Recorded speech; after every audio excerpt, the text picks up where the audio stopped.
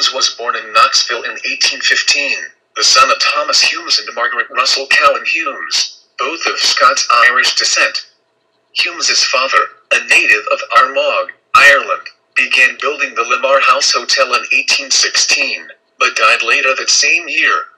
Humes's mother oversaw the hotel's completion, however, and under her direction, it grew to become Knoxville's premier hotel. Humes graduated from East Tennessee University at the age of 15.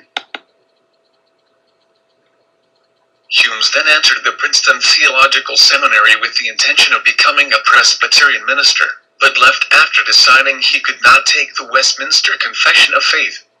Humes was an American clergyman and educator, active in Knoxville, Tennessee, during the later half of the 19th century. Elected rector of St. John's Episcopal Church in 1846, Humes led the church until the outbreak of the Civil War, when he was forced to resign due to his Union sentiments. Although he was a slave owner, Humes helped several slaves in Knoxville purchase their freedom during the late 1840s and 1850s. He also opened a school for Knoxville's free blacks and freed slaves. During the secession crisis of 1860 and 1861, Humes remained firmly loyal to the Union, even though many of his relatives and most of his congregation supported secession. When General Ambrose Burnside's Union forces occupied Knoxville in September 1863, the general asked Humes to resume his position as rector of St. John's Episcopal Church, which Humes accepted. Confederate diarist Ellen Renshaw House, a member of the St.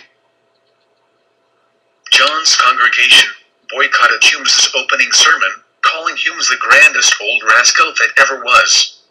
In November 1863, Humes performed a funerary sermon for General Sanders, who had been mortally wounded by advancing Confederate forces in West Knoxville 1864. He was elected chairman of the East Tennessee Relief Association, which raised money to help East Tennessee Unionists impoverished by the Civil War.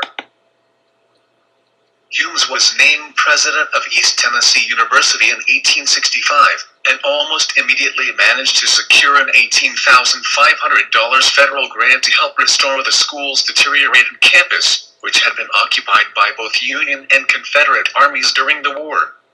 During the late 1860s, he helped Knoxville obtain Peabody funding, which the city used to establish a public school system.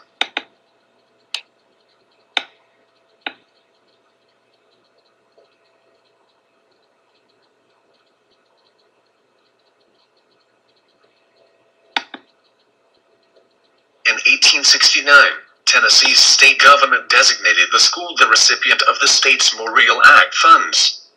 This amounted to $400,000, which generated for the school $24,000 in annual interest. As required by the Memorial Act, the school established colleges of agriculture, engineering, and military science. East Tennessee University changed its name to the University of Tennessee in 1879 in hopes of obtaining more state funding. Humes resigned as president in 1883 and was succeeded by Charles Dabney.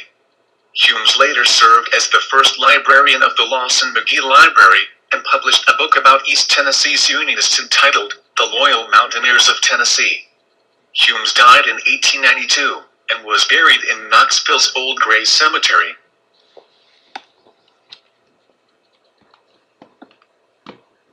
Humes was born in Knoxville in 1815, the son of Thomas Humes and Margaret Russell Cowan Humes, both of Scots-Irish descent. Humes's father,